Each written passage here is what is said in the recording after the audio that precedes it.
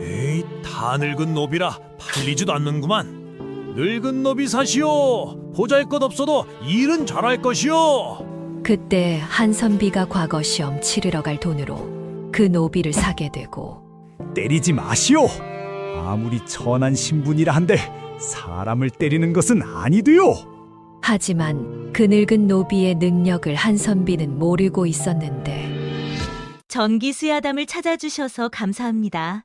구독과 좋아요는 사랑입니다. 이야기 한 판 시작해 보겠습니다. 조선시대 어느 고을에 한명우라는 선비가 있었습니다. 그는 25살의 청년이었습니다. 어머니는 병으로 일찍 세상을 떠나셨고, 아버지마저 3년 전에 돌아가셨습니다. 남은 재산을 조금씩 팔아가며 10년을 글공부에 매달렸습니다. 이제 손에 쥔 것이라고는 품속 전대 하나뿐이었습니다. 500냥. 한선비는 장터 한 구석에 앉아 그 전대를 꽉 쥐었습니다. 손바닥에서 땀이 배어 나왔습니다. 이 돈으로 한양까지 가서 과거를 봐야 했습니다. 이번이 마지막 기회였습니다. 나이는 벌써 25이 넘었고 다시는 이만한 돈을 마련할 길이 없었습니다. 이번에 떨어지면 평생 빈털터리로 살아야 한다. 한선비는 중얼거리며 일어섰습니다.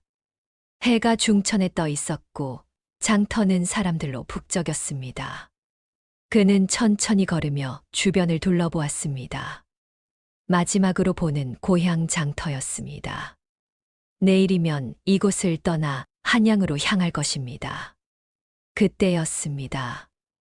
2년, 죽기 전에 값이라도 받아야지. 노비 상인의 고함 소리가 들렸습니다. 한선비가 고개를 돌리니 한 노파가 땅바닥에 쓰러져 있었습니다.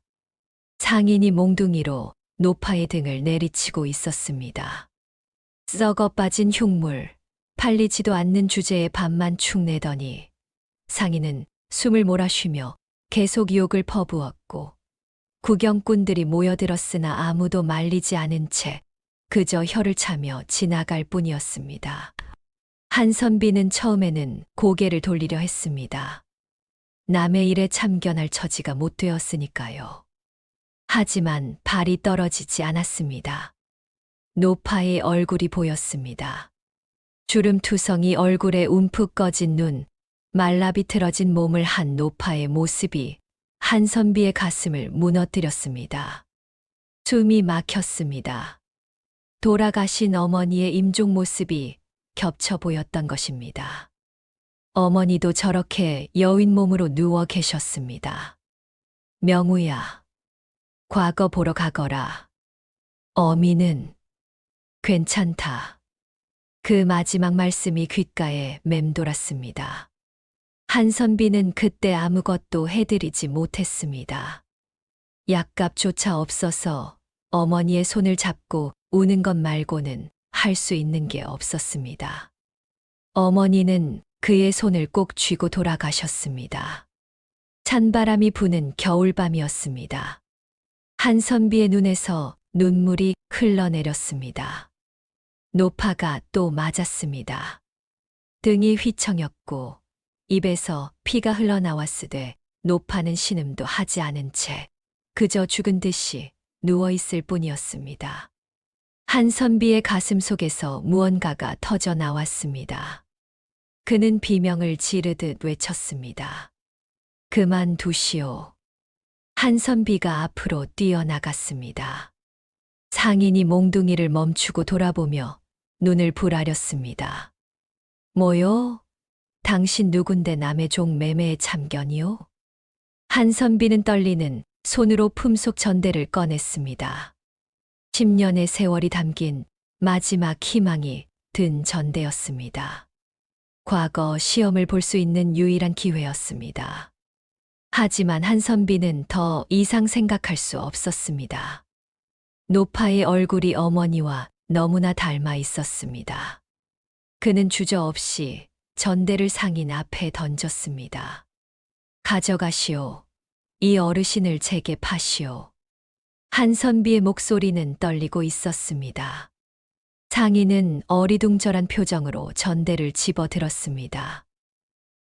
뭐시, 이 늙은이를 500냥 들었소. 다 드릴 테니 저분을 제게 넘기시오. 한선비가 다시 한 번 외쳤습니다. 장터가 순식간에 조용해졌습니다. 사람들이 수군거렸습니다. 미쳤군. 저런 흉물에게 500냥이라니. 쌀 한 가마니에도 안 팔릴 늙은이를. 상인은 전대 속 은자를 확인한 뒤 황급히 품에 쑤셔 넣으며 희죽 웃었습니다. 좋소, 이 노파 당신 거요. 다시는 본전 생각 말고. 한선비는 대꾸하지 않았습니다. 그저 노파에게 다가가 조심스럽게 부축했습니다. 노파는 정신이 희미했고 한쪽 눈이 부어올라 제대로 뜨지도 못한 채 숨소리마저 가늘게 내쉬고 있었습니다. 노파가 떨리는 눈으로 한선비를 올려다보았습니다. 그 눈빛에는 놀라움과 두려움이 뒤섞여 있었습니다. 나으리. 왜? 노파의 목소리는 바람 빠진 풀무처럼 작았습니다. 한선비는 눈물을 닦으며 고개를 저었습니다. 말씀 마십시오. 제가 모시겠습니다. 한선비는 노파를 등에 업었습니다.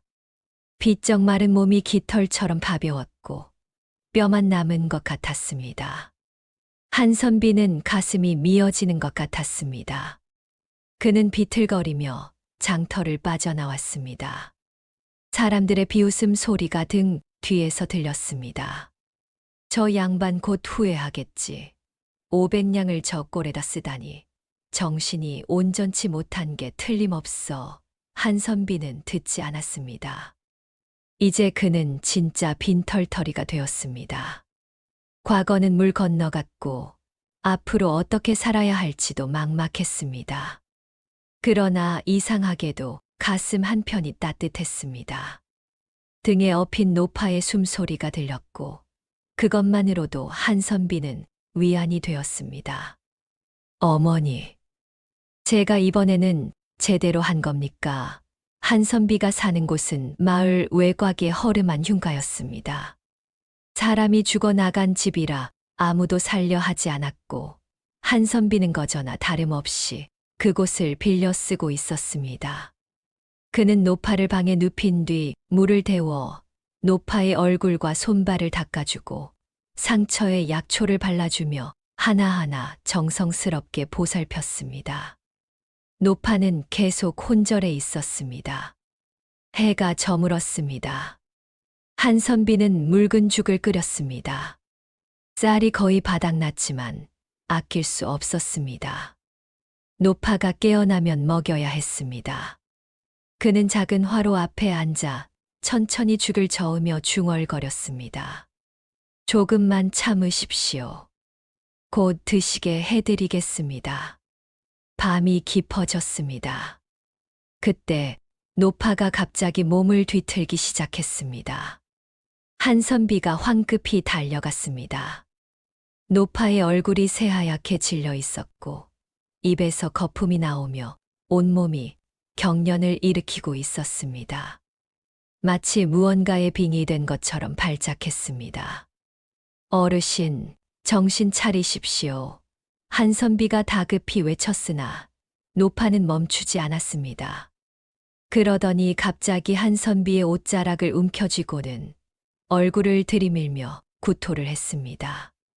토사물이 한선비의 깨끗한 도포에 쏟아졌습니다. 냄새가 코를 찔렀습니다. 하지만 한선비는 얼굴을 찌푸리지 않고 오히려 노파를 꽉 끌어안으며 등을 쓰다듬었습니다. 괜찮습니다. 어르신, 다 뱉어내세요. 제가 여기 있습니다. 노파는 한선비의 품에서 계속 토했습니다. 한선비는 흔들리지 않고 노파를 안고 있었습니다. 긴 밤이었습니다. 새벽녘이 되어서야 노파의 발작이 멈췄습니다. 한선비는 노파를 다시 눕히고 토사물 묻은 옷을 벗어 우물가에서 빨았습니다. 찬물에 손이 얼어붙었지만 그는 꼼꼼히 빨았습니다. 손이 시렸으나 마음은 평온했습니다. 방으로 돌아와 보니 노파가 눈을 뜨고 있었습니다. 그 눈에는 눈물이 그득했습니다. 나으리, 죄송합니다. 제가 나으리의 옷을 노파가 떨리는 목소리로 말했습니다.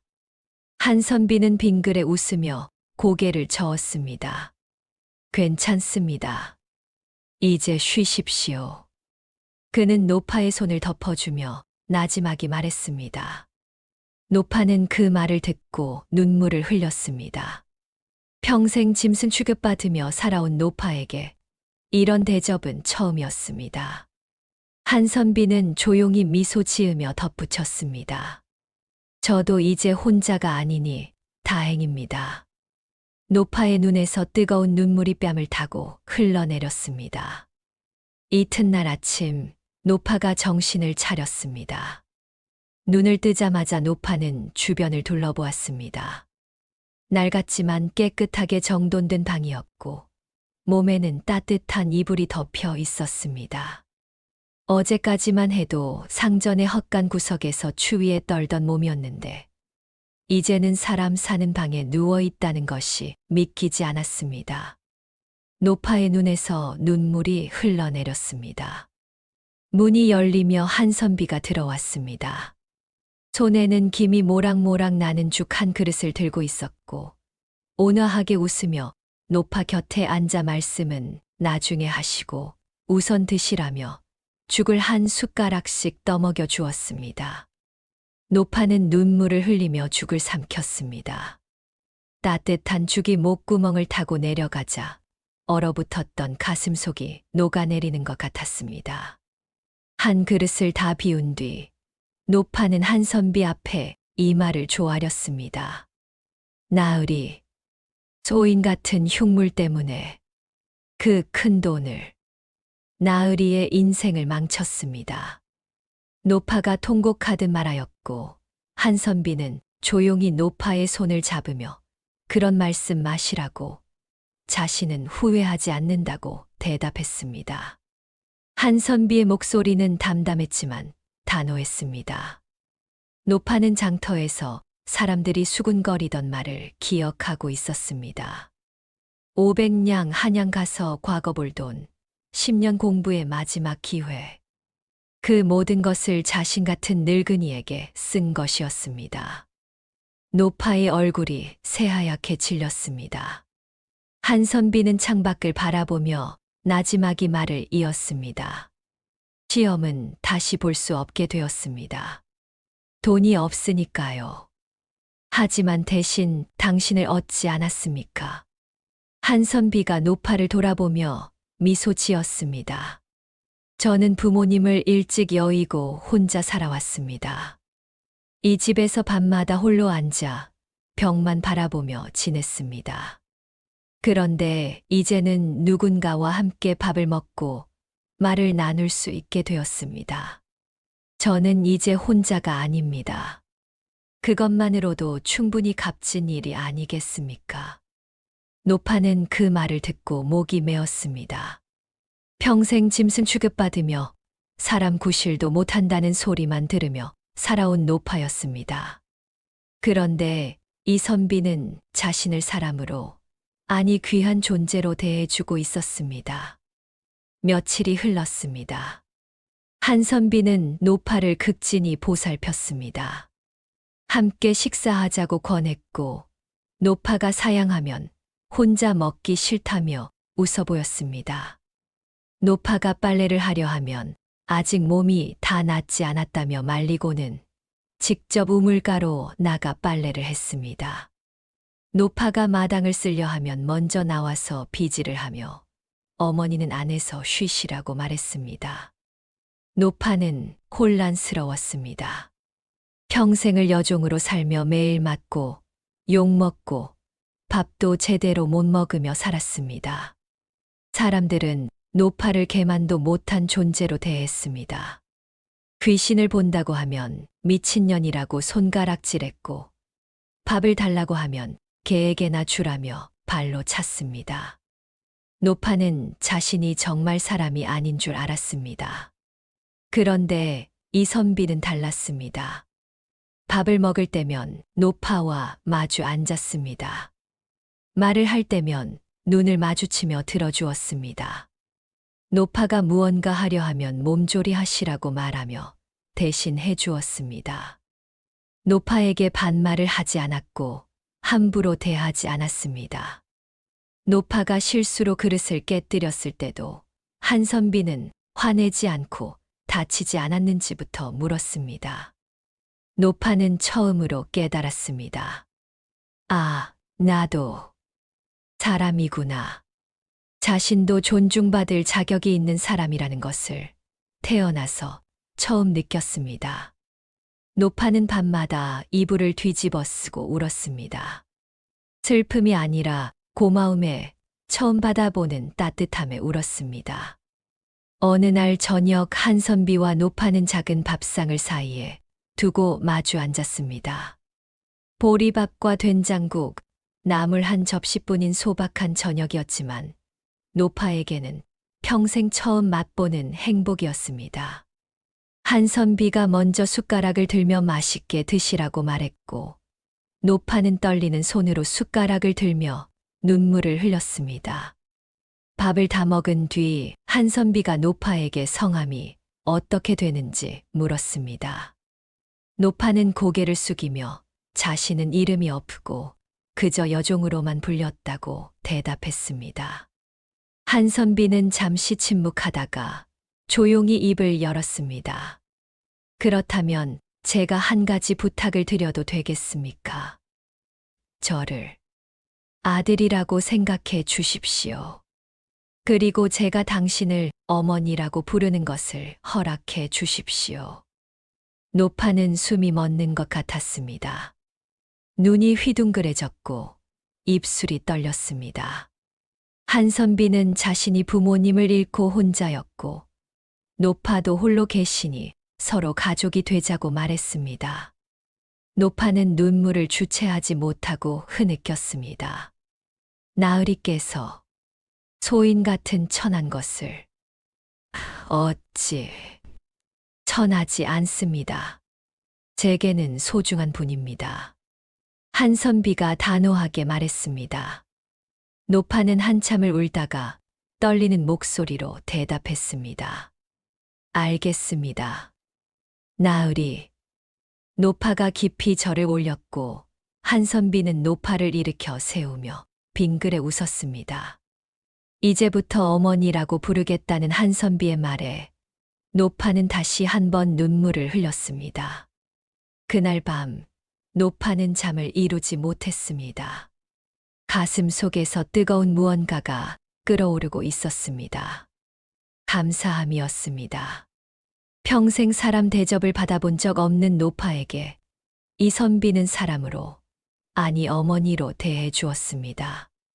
노파는 처음으로 자신이 존엄한 존재라는 것을 느꼈습니다.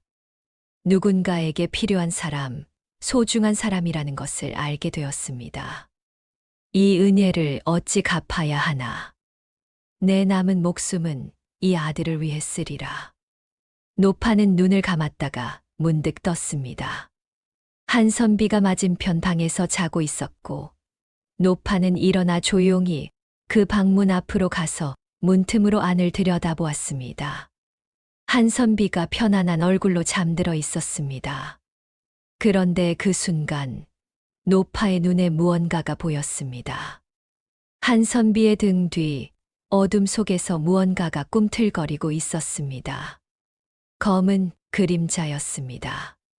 사람 형상도 아니고 짐승 형상도 아닌 형체를 알 수 없는 무언가가 한선비를 감싸고 있었습니다. 죽음의 기운이었습니다. 노파는 숨이 멎는 것 같았습니다. 평생 귀신을 보며 살아온 노파였기에 알 수 있었습니다. 저것은 저승에서 온 것이었고 한선비를 데려가려 기다리고 있는 것이었습니다. 그림자는 천천히 움직이며 한선비의 목덜미에 손을 뻗고 있었습니다. 나으리께 죽을 애군이 얼마 남지 않았구나. 노파는 온몸이 얼어붙는 것 같았습니다. 문을 조용히 닫고 부엌으로 갔습니다. 어둠 속에서 식칼을 꺼내어 숫돌에 갈기 시작했습니다. 쇠 가는 소리가 고요한 밤을 갈랐습니다. 노파의 눈빛이 변했습니다. 평생 맞고 살던 여종의 눈이 아니었습니다. 자식을 지키려는 어미의 눈이었습니다. 내 목숨을 갈아서라도 나으리를 지키리라. 나으리를 해치려는 것이 있다면 내가 먼저 막아서리라. 노파는 칼날을 쓰다듬으며 중얼거렸습니다. 달빛이 칼날에 반사되어 차갑게 빛났고 노파의 얼굴에는 비장한 각오가 서려 있었습니다. 며칠이 지났습니다. 한선비는 노파와 함께 조용한 나날을 보내고 있었는데 비록 가난했지만 둘이 함께라면 외롭지 않았습니다. 한선비는 노파를 어머니라고 불렀고 노파는 한선비를 나으리라고 부르며 정성껏 모셨습니다. 아침이면 함께 밥을 먹었고 저녁이면 마당에 앉아 별을 보며 이야기를 나누었습니다. 그날 오후 한선비는 방에서 글을 읽고 있었고 노파는 부엌에서 저녁 준비를 하고 있었는데 해가 서쪽으로 기울고 있을 무렵 갑자기 대문이 거칠게 열리는 소리가 들렸습니다. 쿵쾅거리는 발소리가 마당으로 들어왔고 한참봉이 하인 둘을 거느리고 나타났습니다. 한선비의 숙부였는데 한참봉은 형님이 돌아가신 뒤 재산을 모두 차지한 사람이었으며 조카인 한선비에게는 한 푼도 주지 않았습니다. 비단 도포를 입은 한참봉의 얼굴은 벌겋게 달아올라 있었고 눈에는 노기가 가득했습니다. 한선비가 방에서 나와 공손히 인사하자 한참봉은 코웃음을 치며 성큼성큼 걸어들어와 버럭 소리를 질렀습니다. 내가 무슨 짓을 했는지 들었다. 500냥을 늙은 여종에게 날렸다며 한참봉의 침이 사방으로 튀었습니다. 한선비는 침착하게 제 돈을 제가 쓴 것인데 왜 숙부님께서 화를 내시냐고 대답했으나 한참봉은 뭐라고 하며 한선비의 뺨을 후려쳤습니다. 찰싹하는 소리가 마당에 울렸고 한선비가 비틀거리며 넘어지자 한참봉은 숨을 헐떡이며 한선비를 내려다보며 계속 욕을 퍼부었습니다. 10년을 공부해서 과거를 보고 벼슬을 해서 집안을 일으켜야지 늙은이에게 돈을 퍼붓다니 집안의 수치라고 고함치며 한참봉은 한선비의 옷깃을 잡아 끌어 마당 바닥에 내동댕이 쳤습니다. 한선비는 아무 말도 하지 않고 고개를 숙이고 있을 뿐이었으며 입술이 터져 피가 흘렀습니다. 그때였습니다.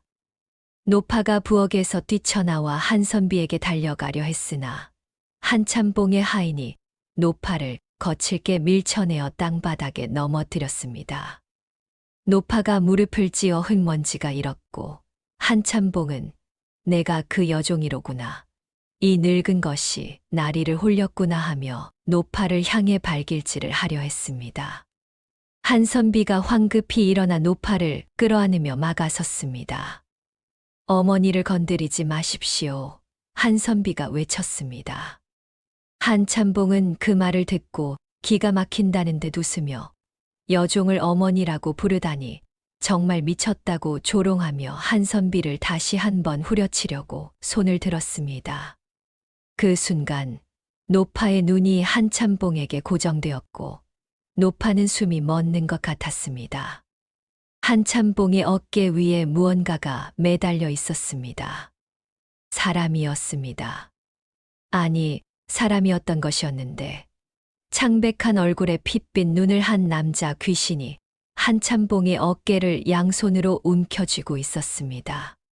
귀신의 입은 벌어져 있었고 그 안에서는 검붉은 피가 끊임없이 흘러나와 턱을 타고 목을 타고 한참봉의 등을 적시며 흘러내리고 있었습니다.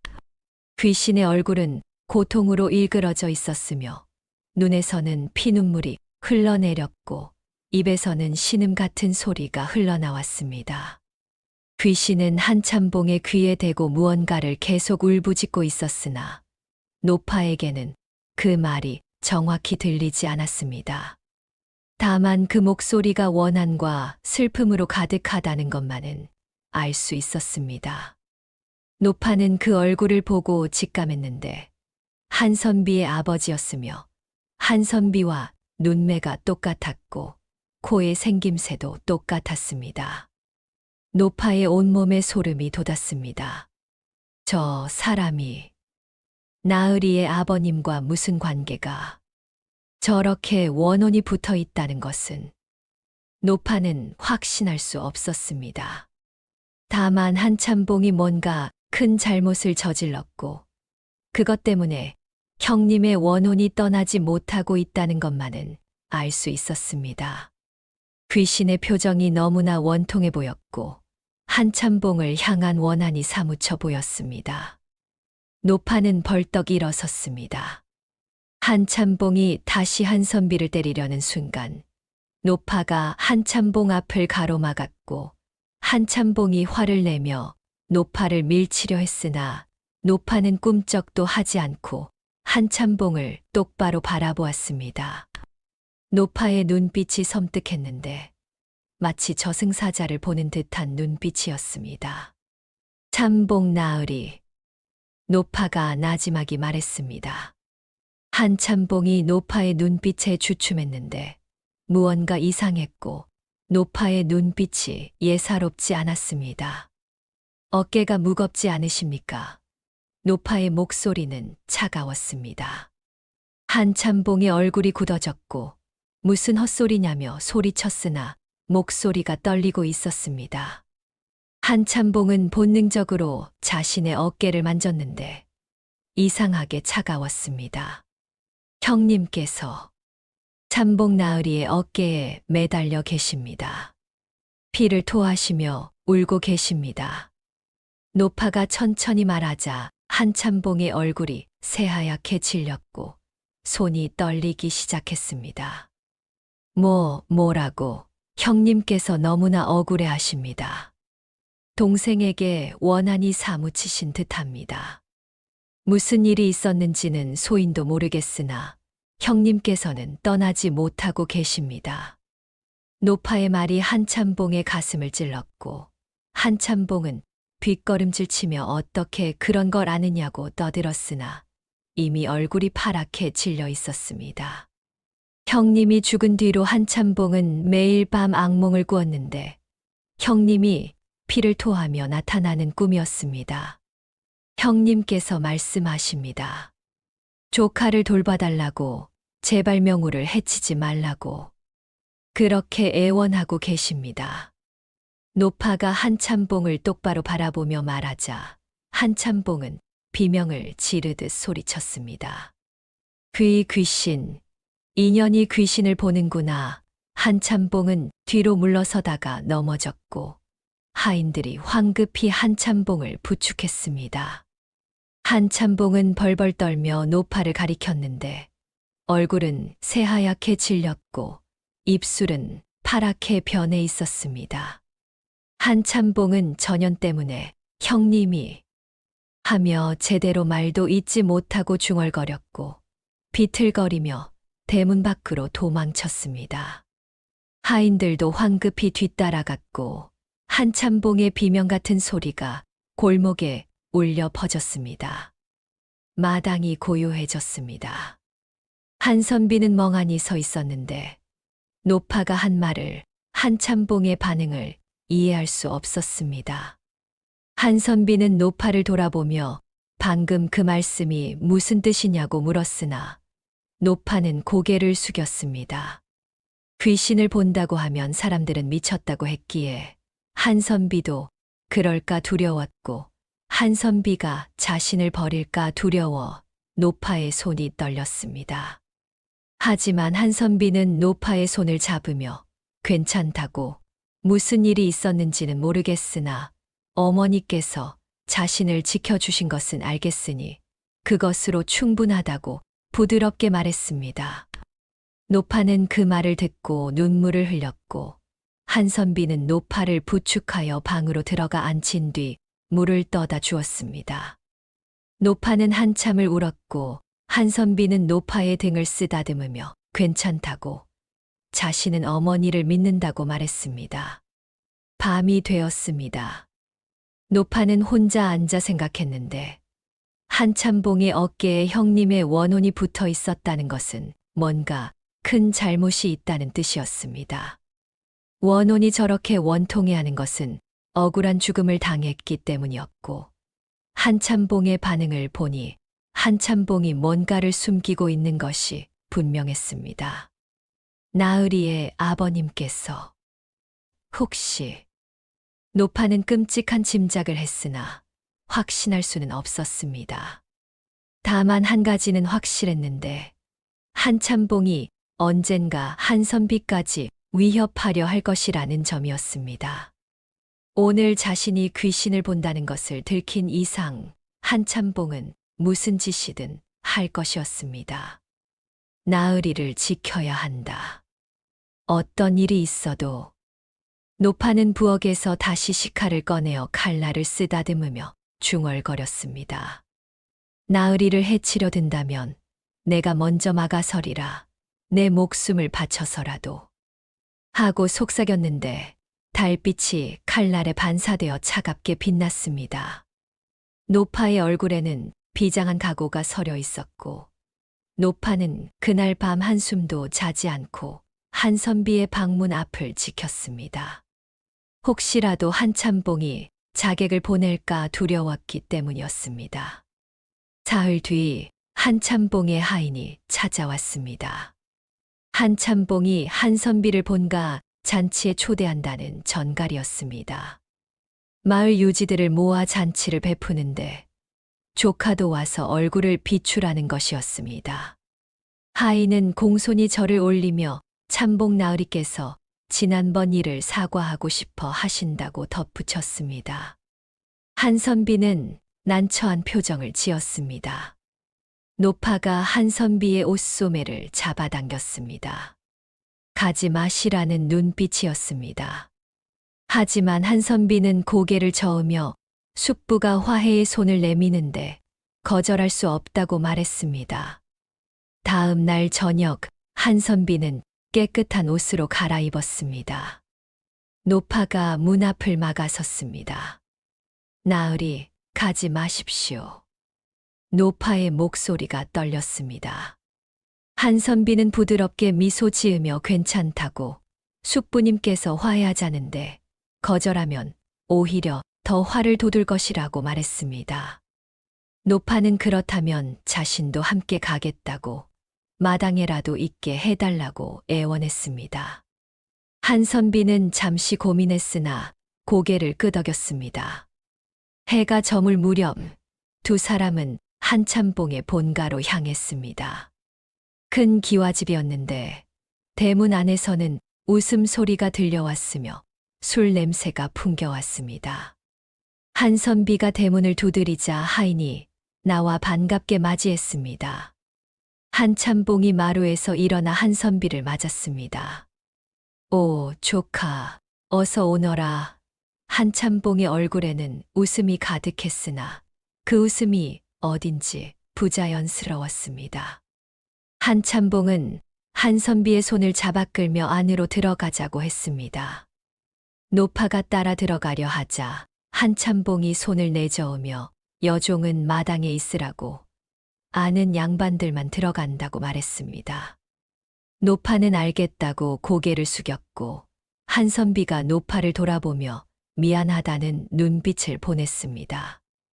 노파는 괜찮다는 듯 고개를 끄덕이며 마당 한 구석으로 물러났습니다. 한선비가 방 안으로 들어갔습니다. 노파는 마당 한 구석에 쪼그리고 앉았는데 방 안에서는 웃음소리가 들려오며 잔치가 한창이었습니다. 노파는 방문을 응시했습니다. 그때였습니다. 노파의 눈에 무언가가 보이기 시작했습니다. 지붕 위에 검은 그림자들이 모여들고 있었는데 저승사자들이었습니다. 긴 갓을 쓰고 검은 도포를 입은 것들이 지붕 위에 줄지어 앉아 있었으며 그 옆에는 아귀떼가 우글거리며 입을 쩍쩍 벌리고 침을 흘리고 있었습니다. 노파의 등에서 식은땀이 흘러내렸습니다.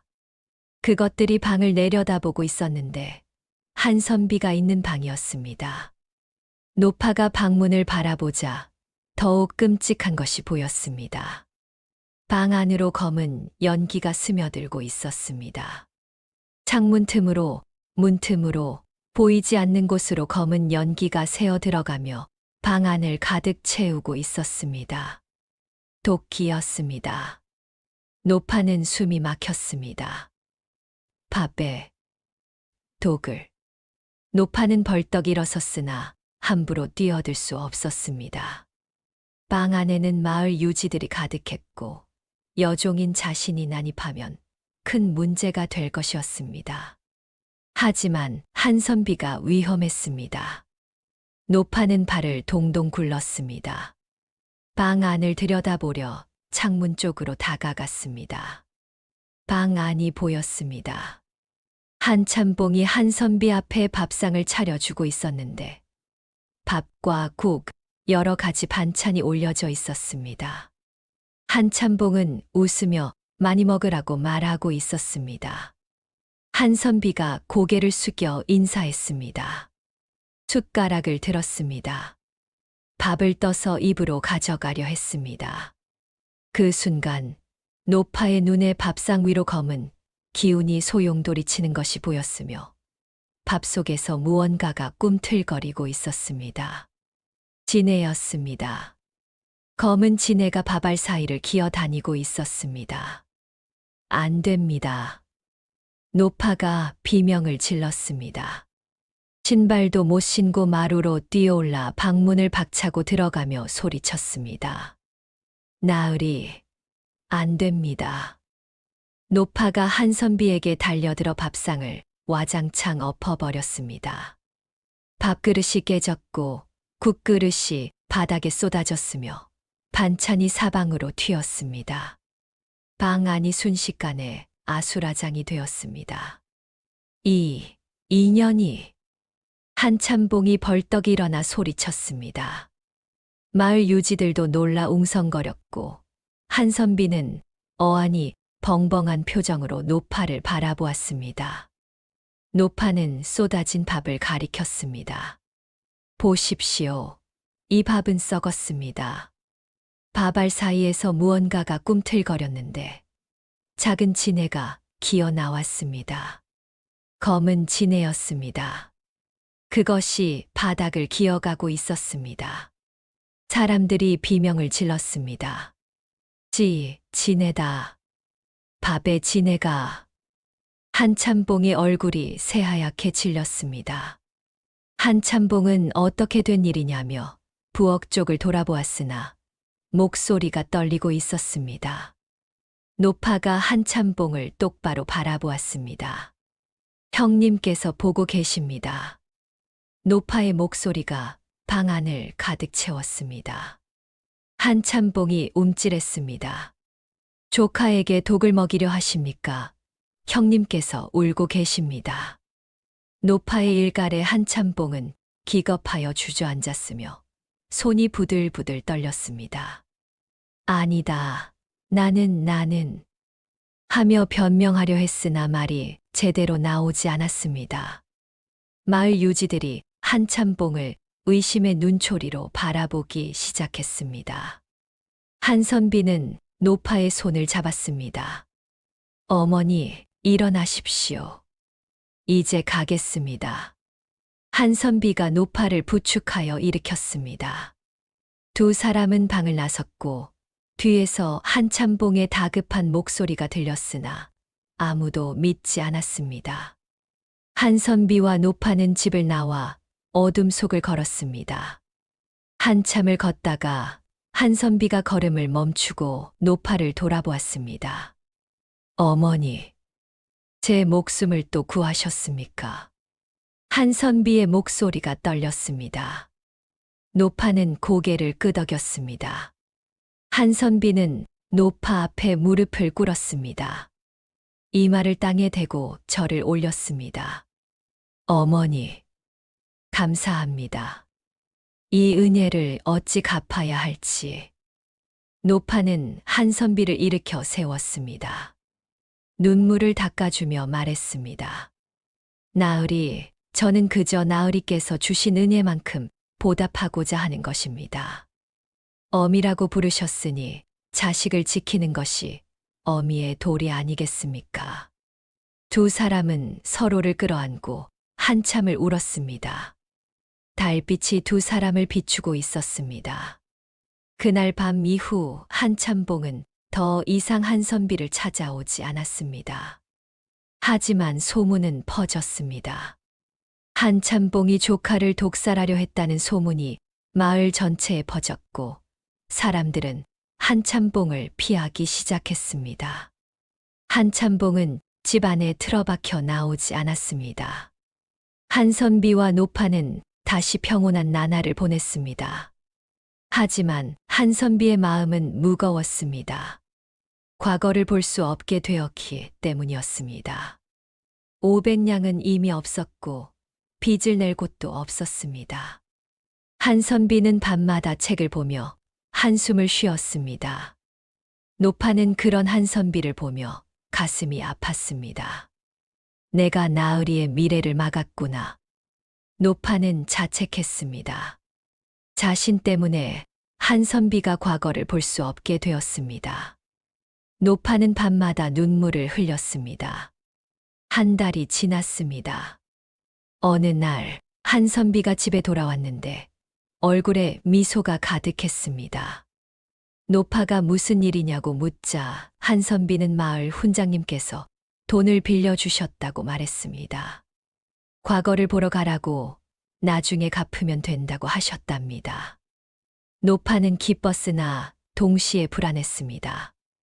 나으리, 언제 떠나십니까? 사흘 뒤입니다. 나룻배를 타고 강을 건너 한양으로 가야 합니다. 한선비가 대답했습니다.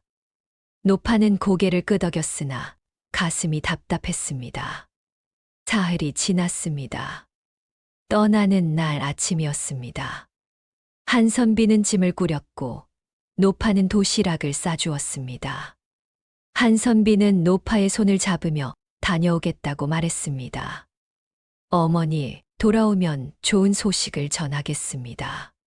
한선비가 환하게 웃었습니다. 노파는 억지로 미소를 지으며 잘 다녀오시라고 말했습니다. 한선비가 집을 나섰습니다. 노파는 대문 앞에 서서 한선비의 뒷모습을 바라보았습니다. 한선비가 골목 끝으로 사라졌습니다. 노파는 집으로 돌아왔습니다.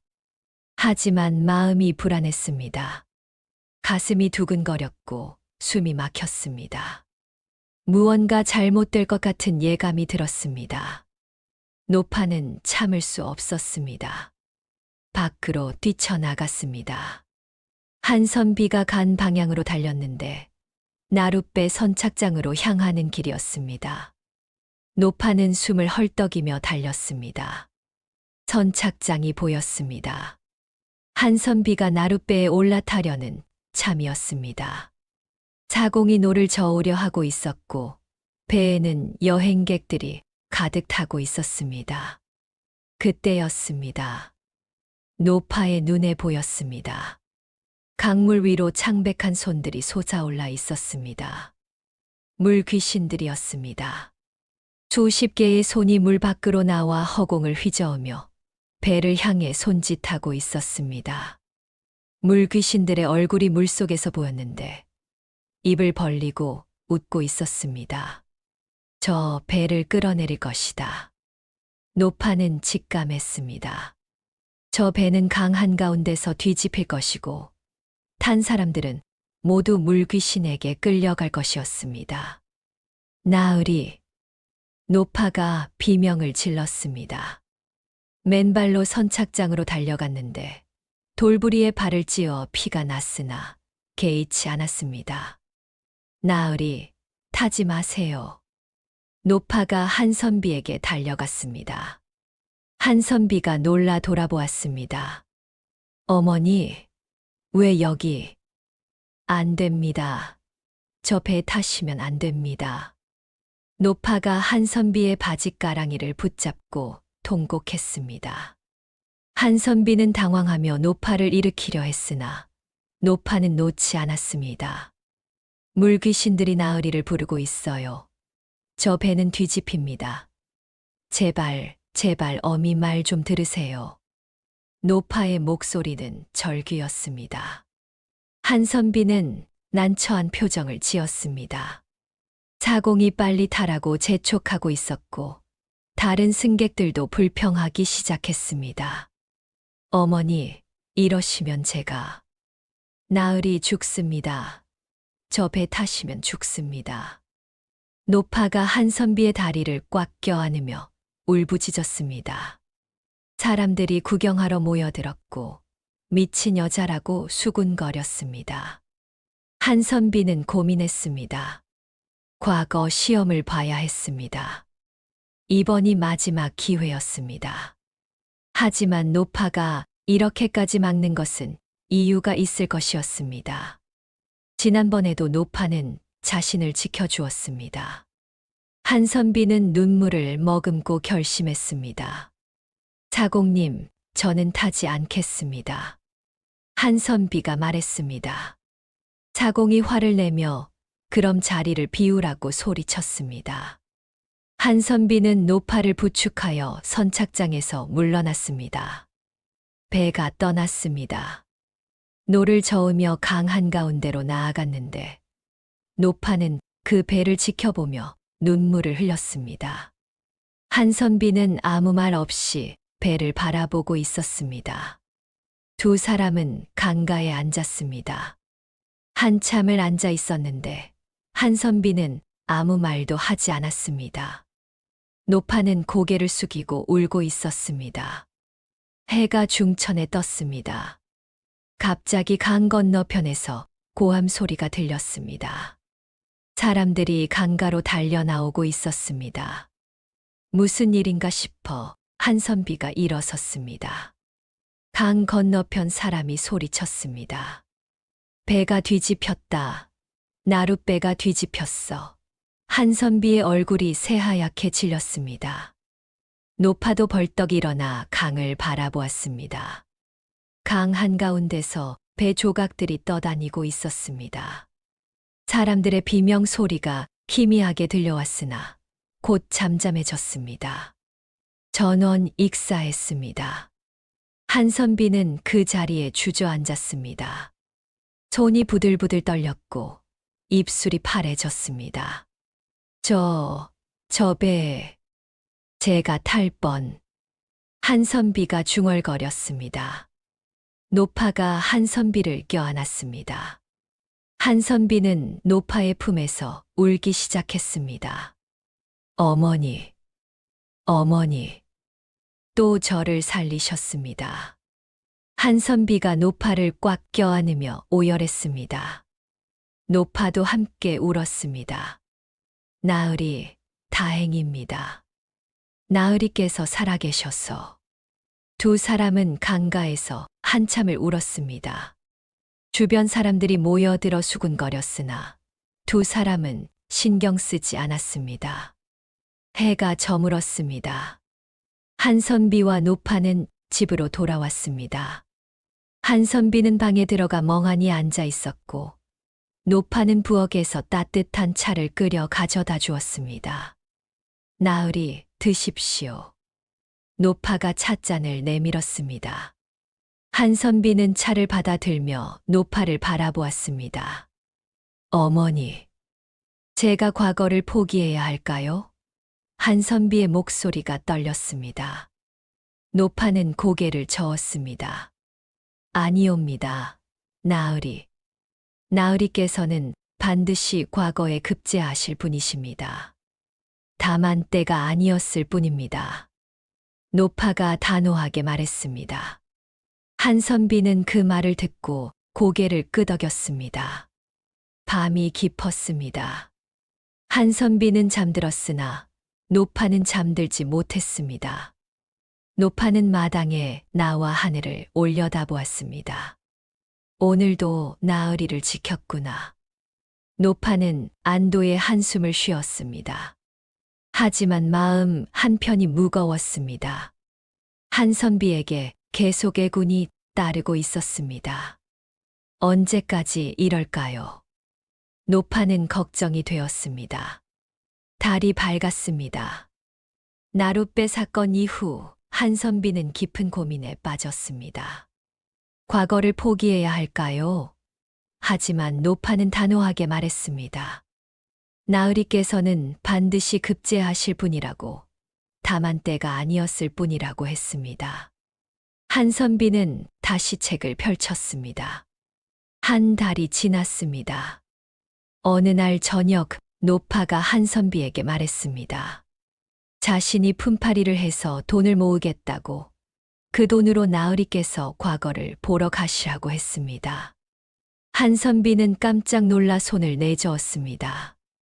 어머니, 그럴 수 없습니다. 어머니 나이의 품팔이를. 나으리 소인은 아직 팔다리가 성합니다. 밭일도 할 수 있고 빨래도 할 수 있습니다. 노파가 웃으며 말했습니다. 한선비는 고개를 저었으나 노파는 이미 마음을 굳혔습니다. 다음 날부터 노파는 새벽같이 일어나 마을 사람들의 집을 돌아다니며 품팔이를 했습니다. 빨래를 해주고 밭을 매주고 집안일을 도와주며 조금씩 돈을 모았습니다. 한선비는 말렸으나 노파는 듣지 않았습니다. 석 달이 지났습니다. 노파의 손은 거칠어졌고 허리는 더 굽었습니다. 하지만 노파는 웃으며 한선비에게 돈주머니를 내밀었습니다. 나으리, 이제 가실 수 있습니다. 주머니 안에는 한양까지 갈 여비가 들어 있었습니다. 한선비는 눈물을 흘리며 노파 앞에 무릎을 꿇었습니다. 어머니, 이 은혜를 어찌. 나으리, 가십시오. 그리고 꼭 급제하십시오. 그것이 소인의 소원입니다. 노파가 한선비의 손을 잡으며 말했습니다. 보름 뒤 한선비는 다시 길을 떠났습니다. 이번에는 육로로 갔습니다. 노파는 대문 앞에 서서 한선비를 배웅했습니다. 한선비가 멀어져 갈 때까지 손을 흔들었고 한선비도 돌아보며 손을 흔들었습니다. 노파는 한선비의 모습이 완전히 사라질 때까지 서 있었습니다. 한 달이 지났습니다. 한선비는 한양에 도착해 과거 시험을 치렀습니다. 10년간 갈고 닦은 실력을 모두 쏟아부었습니다. 답안지를 제출하고 나올 때 한선비는 노파의 얼굴을 떠올렸습니다.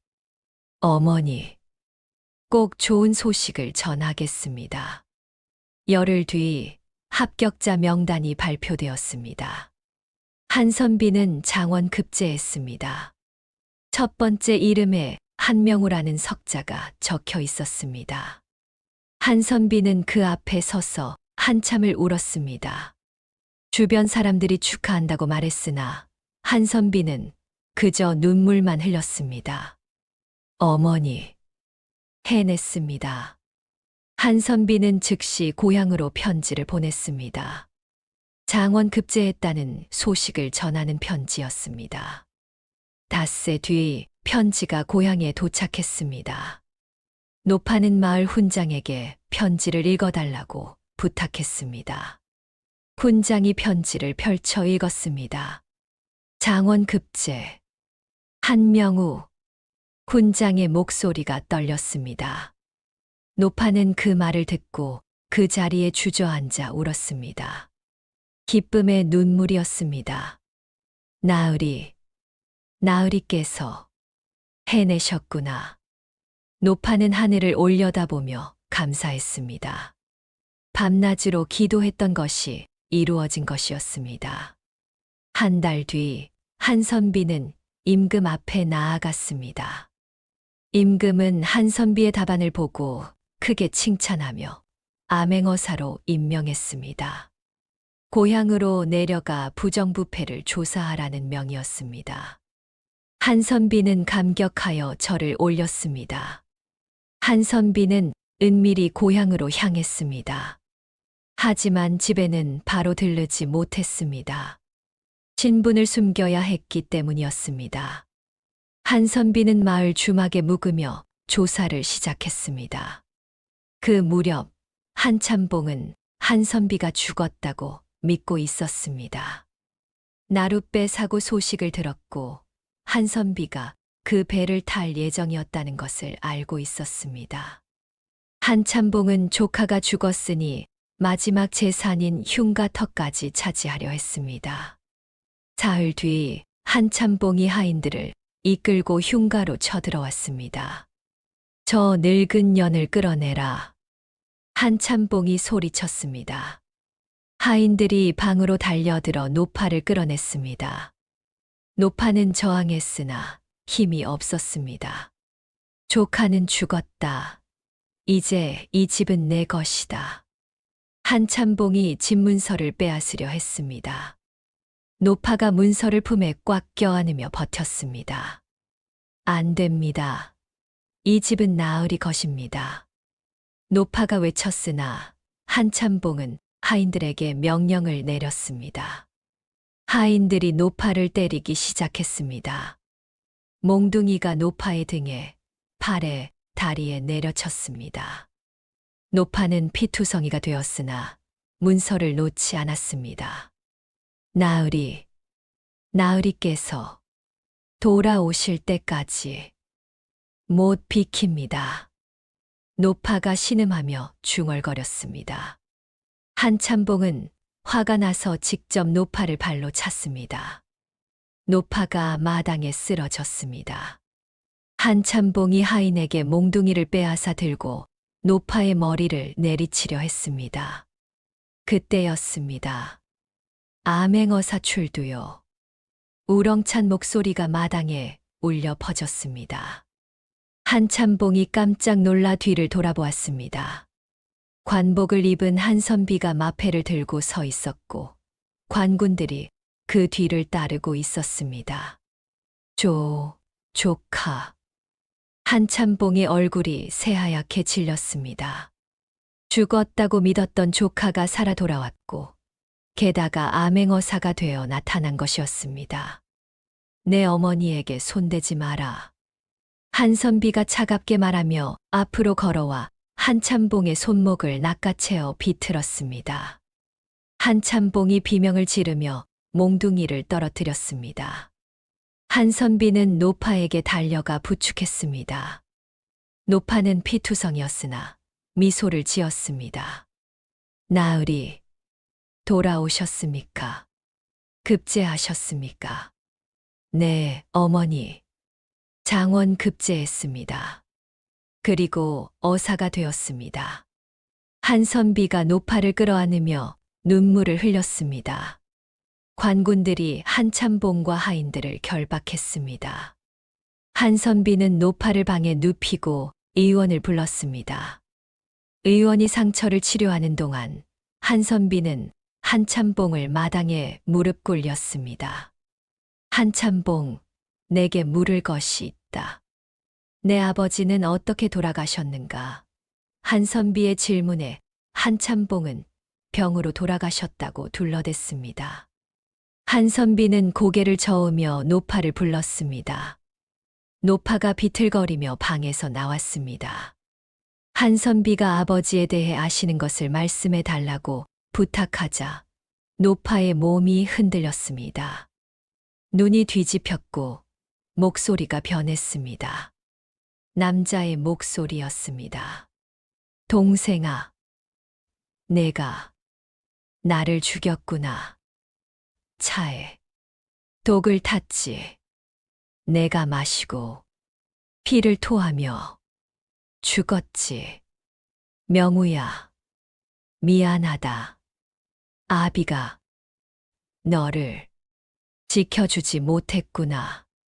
노파의 입에서 한선비 아버지의 영혼이 말했습니다. 한선비는 눈물을 흘리며 고개를 숙였고 한참봉은 완전히 무너져 미쳐버린 채 끌려갔습니다. 노파의 몸에서 영혼이 빠져나갔고 노파가 쓰러졌습니다.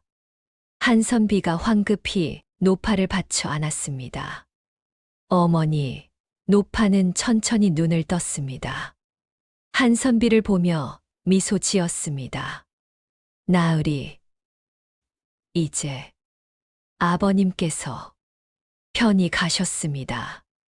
정의가 실현되었습니다. 한참봉은 관아로 끌려가 신문을 받았습니다. 형님을 독살한 죄, 조카를 해하려 한 죄, 재산을 강탈한 죄가 모두 밝혀졌습니다.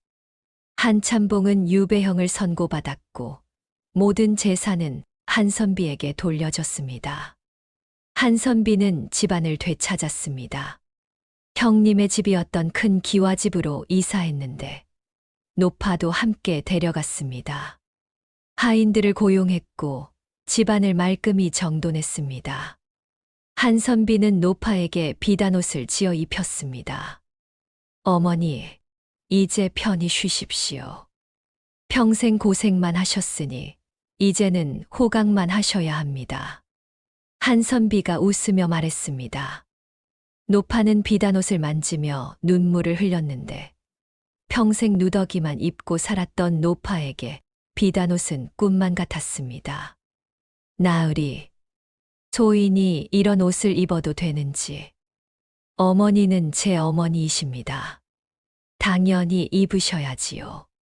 한선비가 노파의 손을 잡으며 말했습니다. 그날부터 노파는 편안한 나날을 보냈습니다. 아침이면 따뜻한 방에서 일어났고 식사는 하인들이 차려주었습니다. 마당에 앉아 햇볕을 쬐며 쉬었고 저녁이면 한선비와 함께 차를 마시며 이야기를 나누었습니다. 한 달이 지났습니다. 어느 날 저녁 한선비와 노파는 마루에 앉아 달을 바라보고 있었습니다. 보름달이 환했고 바람이 시원하게 불어왔습니다. 어머니 행복하십니까? 한선비가 물었습니다. 노파는 고개를 끄덕이며 자신은 너무 행복하다고 이런 날이 올 줄은 꿈에도 몰랐다고 말했습니다. 한선비는 노파의 손을 잡으며 자신도 어머니와 함께 있어 행복하다고 말했습니다. 두 사람은 달을 바라보며 한참을 앉아 있었습니다. 평화로운 시간이었습니다. 밤이 깊어졌습니다. 한선비는 방으로 들어가 잠들었고 노파도 자신의 방으로 들어갔습니다. 노파는 이불을 덮고 누웠는데 잠이 오지 않았습니다. 너무 행복해서 잠이 오지 않았습니다. 노파는 눈을 감고 미소 지으며 이제 죽어도 여한이 없겠다고 생각했습니다. 그때였습니다. 방문이 천천히 열렸습니다. 노파가 눈을 뜨고 문을 바라보자 검은 도포를 입은 사람이 서 있었는데 저승사자였습니다. 긴 갓을 쓰고 손에는 생사부를 들고 있었으며 온몸에서 차가운 기운이 흘러나오고 있었습니다. 노파는 놀라지 않았습니다. 저승사자가 입을 열었는데 목소리는 얼음장처럼 차가웠습니다. 노파여, 그대는 약속을 어겼소. 노파가 천천히 일어나 앉으며 무슨 약속을 말씀하시는지 물었습니다. 나룻배에서 한명우를 살려준 것 말이오. 그는 그날 죽어야 했소. 생사부에 그렇게 적혀 있었소. 그런데 그대가 막았지요. 저승사자가 생사부를 펼쳐 보이자 한명우의 이름 옆에는 날짜가 적혀 있었는데 나룻배 사고가 난 그날이었습니다. 노파는 가슴이 철렁 내려앉았습니다. 이제 대가를 치러야 하오. 한명우를 데려가겠소. 저승사자가 한선비의 방을 향해 걸어가려 했습니다. 노파가 황급히 저승사자 앞을 막아섰습니다. 안 됩니다. 노파가 두 팔을 벌려 막아섰는데 손이 부들부들 떨리고 있었습니다. 저승사자는 차갑게 비키라고 약속은 지켜야 한다고 말했습니다. 노파는 그 자리에 무릎을 꿇었습니다. 사자님, 노파의 목소리가 떨렸습니다. 눈에서 눈물이 흘러내렸습니다. 소인이 간청하옵니다. 노파는 이마를 땅에 대고 절을 올렸습니다. 떨리는 손으로 저승사자의 도포자락을 붙잡았습니다. 나으리 대신 소인을 데려가 주십시오. 노파가 울먹이며 말했습니다. 저승사자는 차갑게 고개를 저으며 그럴 수 없다고, 생사부는 바꿀 수 없다고 말했습니다. 노파는 통곡하기 시작했습니다. 사자님, 제발입니다. 제발. 노파가 저승사자의 발 앞에 엎드려 울었습니다. 눈물이 바닥에 떨어졌습니다. 저 아이는 이제야 숨을 쉽니다. 평생을 가난과 고난 속에서 살았습니다. 부모님을 일찍 여의고 혼자 외롭게 살았습니다. 노파의 목소리는 절규였습니다. 이제야 꿈을 이루었습니다. 이제야 행복을 찾았습니다. 제발 조금만 더 살게 해주십시오. 노파는 하염없이 눈물만 흘릴 뿐이었습니다. 저승사자는 침묵했습니다. 노파는 고개를 들어 저승사자를 바라보았습니다. 눈물 범벅이 된 얼굴로 애원했습니다. 소인은 비록 이 늙고 미천한 신분이지만 노파가 떨리는 목소리로 말했습니다. 소인의 목숨, 소인의 영혼, 모두 드리겠습니다.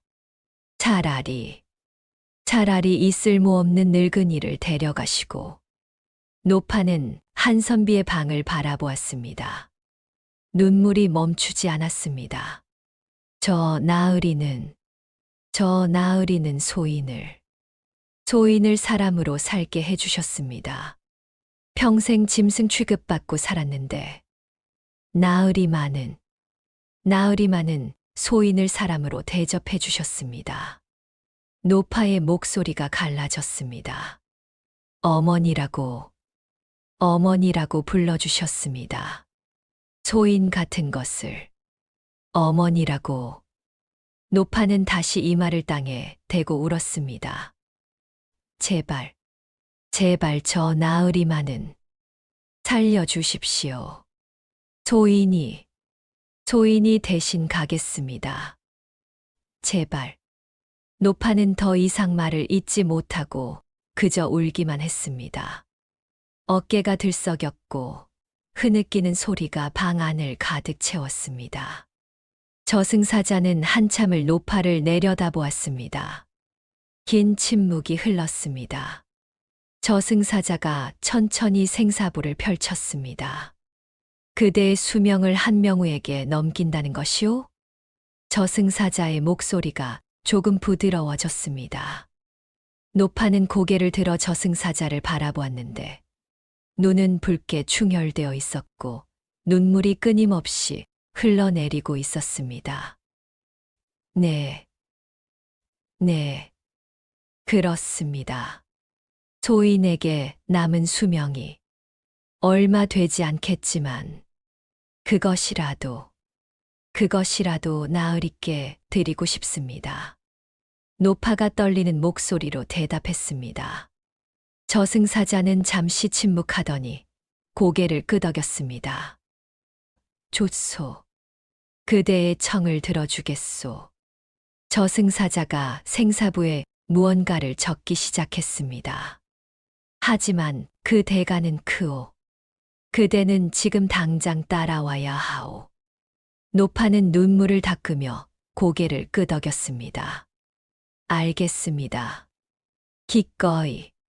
기꺼이 가겠습니다. 저승사자가 생사부의 마지막 획을 그었습니다. 한명우의 이름 옆에 긴 수명이 적혔고 노파의 이름 옆에는 오늘 날짜가 적혔습니다. 노파는 천천히 일어났습니다. 한선비의 방을 바라보았습니다. 나으리, 부디 건강하십시오. 오래오래 사십시오. 좋은 배필을 만나 자식도 낳으시고 행복하게 사십시오. 노파는 한선비의 방문 앞으로 걸어갔습니다. 그곳에 조용히 앉았는데 한선비의 방을 향해 앉아 마치 마지막까지 한선비를 지키려는 자세였습니다. 노파는 마지막으로 한선비의 방을 향해 절을 올렸습니다. 눈물이 뺨을 타고 흘러내렸습니다. 나으리, 안녕히 계십시오. 이 은혜는 저승에 가서도 잊지 않겠습니다. 노파가 나지막이 속삭였습니다. 그리고 천천히 눈을 감았습니다. 입가에는 평온한 미소가 머금어져 있었습니다. 저승사자가 노파의 영혼을 조용히 데려갔습니다. 노파의 몸은 그 자리에 그대로 앉아 있었는데 한선비의 방을 향해 앉아 있었고 얼굴에는 미소가 남아 있었습니다. 밤이 깊어갔습니다. 새벽이 되었고 한선비는 잠들어 있었습니다. 한선비는 꿈을 꾸기 시작했는데 칠흑 같은 어둠 속이었습니다. 노파가 서 있었고 검은 도포를 입은 저승사자 앞에 무릎을 꿇고 있었으며 울면서 애원하고 있었습니다. 제발 나으리 대신 소인을 데려가 주십시오. 한선비는 꿈속에서 소리치려 했으나 목소리가 나오지 않았고 몸도 움직이지 않아 그저 지켜볼 수밖에 없었습니다. 노파가 저승사자에게 매달려 울고 있었습니다. 이 아이는 이제야 숨을 쉽니다. 제발. 저승사자가 생사부에 무언가를 적었고 노파가 한선비의 방을 향해 절을 올리며 나지막이 속삭였습니다. 나으리, 안녕히 계십시오. 노파가 천천히 눈을 감았습니다. 안 돼. 한선비가 비명을 지르며 깨어났는데 온몸이 땀으로 젖어 있었고 심장이 미친 듯이 뛰고 있었습니다. 숨이 막혔습니다. 한선비는 이불을 걷어차고 벌떡 일어나 방문을 열었습니다. 새벽 공기가 차갑게 얼굴을 스쳤으나 신경 쓸 겨를이 없었습니다. 어머니. 한선비가 중얼거리며 노파의 방으로 달려가 방문을 열었으나 노파가 없었고 마당을 둘러보니 자신의 방문 앞에 누군가 앉아 있는 것이 보였습니다. 노파였습니다.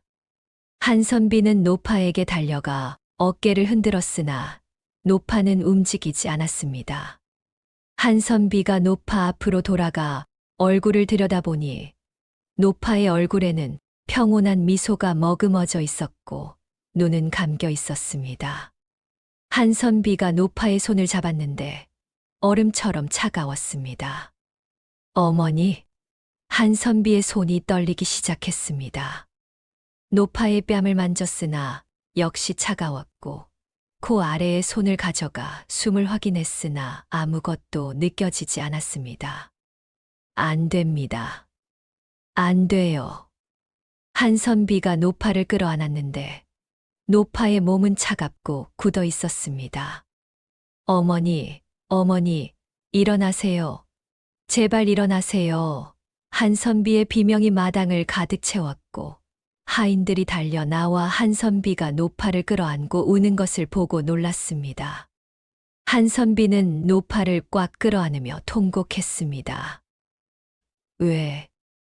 왜 가십니까? 이제 막 편히 쉬실 수 있게 되었는데. 호강 한 번 못 시켜드렸는데 한선비의 목소리는 갈라졌고 눈물이 멈추지 않았습니다. 그 꿈이 아니었구나. 어머니께서 저를 위해. 한선비는 노파의 차가운 손을 잡고 자신의 뺨에 대었으나 노파의 손은 더 이상 따뜻하지 않았습니다. 어머니, 낳아주신 어머니는 제가 성공하는 것도 보지 못하고 가셨습니다. 병상에 누워 약 한 첩 드리지 못하고 돌아가셨습니다. 한선비의 목소리는 절규였습니다. 기껏 다시 모신 어머니는 호강 한 번 못 시켜드렸는데, 편히 쉬시라고 했는데, 한 달도 못 되어 가십니까? 한선비는 노파의 손을 자신의 이마에 대고 울었습니다. 하늘이시여, 어찌 제게 2번이나 불효자가 되라 하십니까? 한선비의 통곡 소리가 집 안을 울렸고 하인들도 함께 울었습니다. 한선비는 노파를 정성껏 장사 지냈습니다. 마을 뒷산 양지 바른 곳에 묘를 쓰고 비석을 세우며 정성껏 제사를 지냈는데 한선비는 사흘 동안 묘 앞을 떠나지 않았습니다. 세월이 흘렀습니다. 한선비는 암행어사로서 백성들을 위해 일했는데 부정부패를 척결했고 억울한 백성들의 원한을 풀어주었습니다. 한선비는 청렴하고 정직한 관리로 이름을 날렸습니다. 10년이 지났습니다. 한선비는 이제 높은 벼슬에 올라 화려한 관복을 입고 있었으나 마음 한편은 늘 허전했습니다. 노파가 보고 싶었습니다. 어느 날 한선비는 고향으로 돌아왔습니다. 노파의 묘를 찾았는데 묘는 잘 관리되어 있었습니다.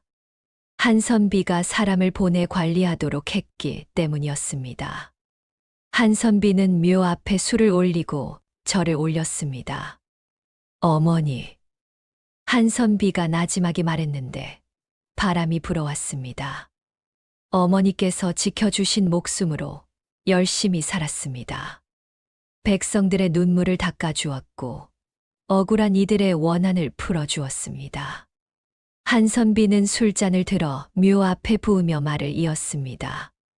어머니께서 원하셨던 대로 정직하게 바르게 살았습니다. 한선비의 목소리가 떨렸습니다.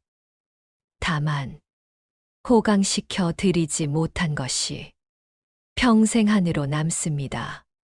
한선비는 고개를 숙였고 눈물이 땅에 떨어졌습니다.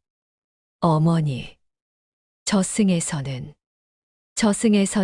천한 신분 같은 것 없이 행복하게 사십시오. 누구에게도 천대받지 마시고 따뜻한 밥 드시고 편히 쉬십시오. 한선비는 목이 메어 말을 잇지 못했습니다. 한참을 울다가 다시 입을 열었습니다. 그리고 언젠가 저도 그곳에 가면 신분도 귀천도 없는 그곳에서 다시 만나 뵙겠습니다. 그때는 제가 평생 효도하겠습니다. 한선비는 한참을 묘 앞에 앉아 있었습니다. 해가 저물었습니다. 한선비는 천천히 일어나 묘를 향해 마지막 절을 올린 뒤 돌아서서 걸어갔습니다. 바람이 불었고 한선비의 관복자락이 바람에 펄럭였습니다. 한선비의 뒷모습은 쓸쓸했으나 단단했습니다. 노파가 지켜준 목숨으로 한선비는 의롭게 살아가고 있었습니다. 저 멀리 하늘에서 노파가 미소 지으며 한선비를 바라보고 있는 것 같았습니다. 이것이 조선시대에 전해 내려오는 이야기입니다. 어느 선비가 500냥으로 늙은 여종을 샀고 그 여종은 목숨을 바쳐 선비를 지켰습니다. 혈육보다 진한 정이 무엇인지, 진정한 어머니가 무엇인지를 보여준 이야기입니다. 만약 지금 부모님께서 살아계신다면 오늘 안부라도 여쭤보십시오. 시간은 기다려주지 않습니다.